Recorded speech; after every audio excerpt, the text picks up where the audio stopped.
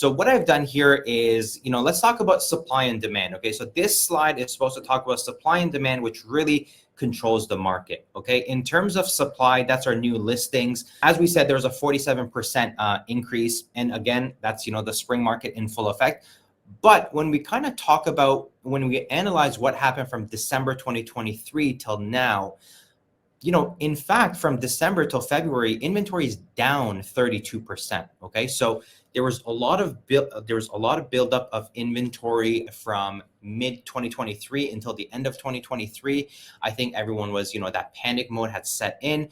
Everyone was bringing their properties onto market. There was probably, financial distress there as well. And again, I don't have the data, but I'm assuming that some of those people who were trying to sell, who were not successful, perhaps renewed their mortgages and took the property off the market, whether it be for 1 year, for 2 years. So as a result, we've seen that inventory drop dramatically, 32% from December. And as a result, that kind of supports, what's happening with prices. All this inventory dropped down. Now there's inventory coming back to market. They're being purchased, and median price is starting to increase a little bit. Okay. I also want to talk about sales. So that's the bar chart to the right. Sales have also increased by 38% from January to February. And that's fueled by two things. Record immigration. As we know, we're having around 500,000 immigrants coming to the country every year, and millennials. So millennials for the first time have surpassed baby boomers in the last 65 years. So there's a big change. There's a big shift in who the buyers are now. The buyers in the market are filled with first-time home buyers and millennials now.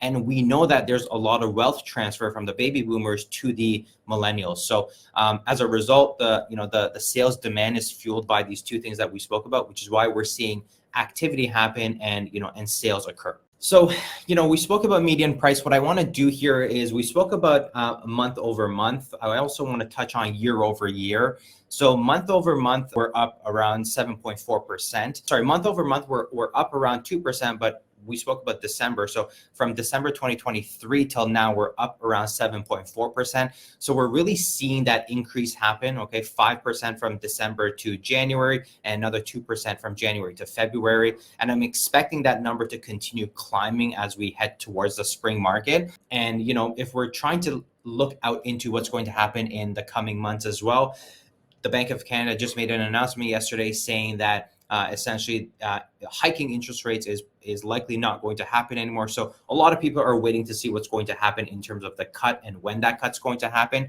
So kind of foreshadowing that in the future, I would say that median prices are going to continue to climb. How high? I would say I'm, as of right now, comfortable saying that single digits is where I would predict it to be. I don't think I can see double digits as of now, but again, who knows? Everything can change. And just, year over year, what I want to point out to people is that year over year, we're up around 2.4%. Okay, so February of 2023 versus February of 2024.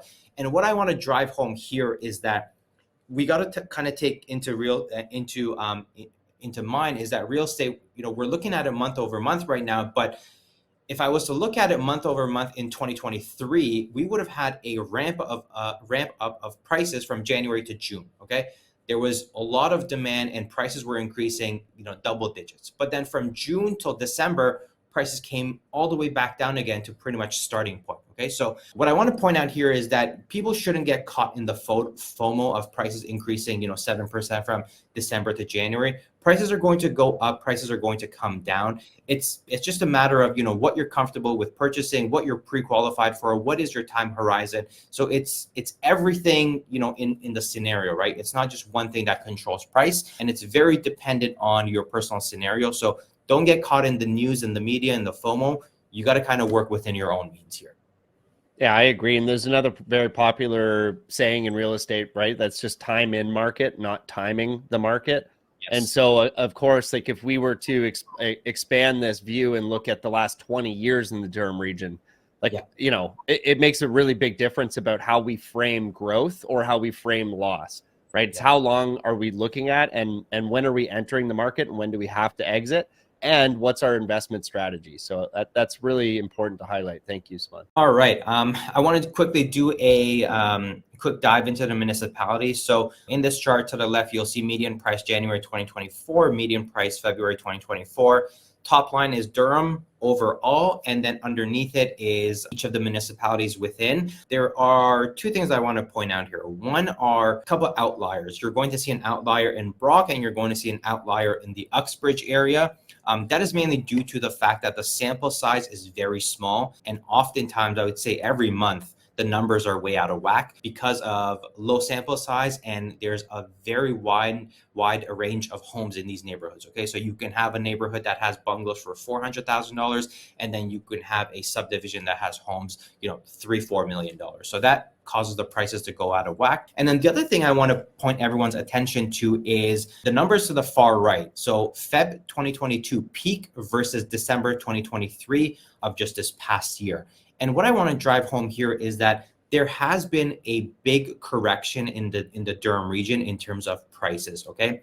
We had very big price increases during the whole pandemic, but now we've seen that correction happen and prices have come down, okay? So if anyone is looking for a municipality that is affordable, if anyone is considering getting into the market, you got to remember that prices have come down to pandemic levels, pre-pandemic levels. And 2023 what it taught us was that it hasn't come down lower than 2023 levels. And I don't know if we're going to see it come down even more, because if we were going to see that, I would have assumed that the heightened interest rates and the higher interest costs would have forced people to get into the market and sell these properties at a, even of greater loss, but that didn't happen. So as of right now, there is a correction in terms of prices. Prices have corrected. So if you're looking to get into the market, perhaps this is a time where you need to be a bit more serious. Yes, and what we want to do here is kind of compare the Durham region to the rest of the GTA. So these prices are for detached homes across the GTA. And then what I want to point out here is that if you kind of take a look at some of the major cities around the GTA, even along the 401, you do get affordability options here, right? So again, these are median prices for detached homes. If you look at Oshawa, a detached home is going to cost you $910,000. So this is probably a detached 2-story home with minimum 3 to 4 bedrooms, 1.5 to 2 car garage. You have a decent sized backyard. As you move closer to the GTA, that $980,000, that is around the Pickering area. Okay, so if you want to be closer to the GTA, you can consider the Pickering area. A detached home there is going to cost you, the median price is $980,000. What I want to point out about Pickering, guys, is that from Pickering to the Union Station is a 20 to 25 minute GO train ride, okay? The distance may look great here, but on the GO train, it's very fast. And there are, in fact, a lot of people in the Durham region who commute to Union Station for work. So from Pickering, you're around 20, 25 minutes. Your door-to-door could be 30 minutes. Not a big commute time by any means for living in the GTA. And then if we look at, even further west, Scarborough is 1.195. So you're almost 200K price difference going from Oshawa to Scarborough. And again, if people like, they can just pause the video and take a look at some of the other regions as well.